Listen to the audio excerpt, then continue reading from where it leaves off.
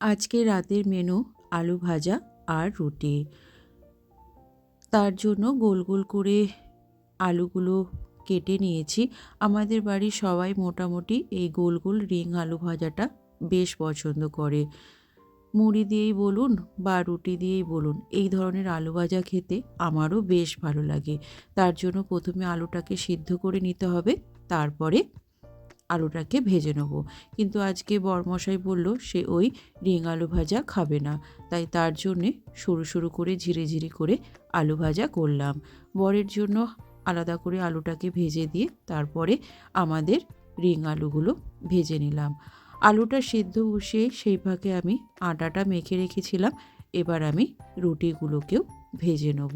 প্রথমেই বললাম আজকে রাতের মেনু আলু ভাজা আর রুটি।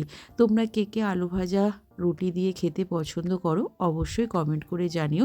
আর আজকের এই ছোট্ট মিনি ব্লগটা যদি তোমাদের ভালো লাগে অবশ্যই চ্যানেল সাবস্ক্রাইব করে রেখো। আজকের মতো এই পর্যন্ত, বাই, টাটা।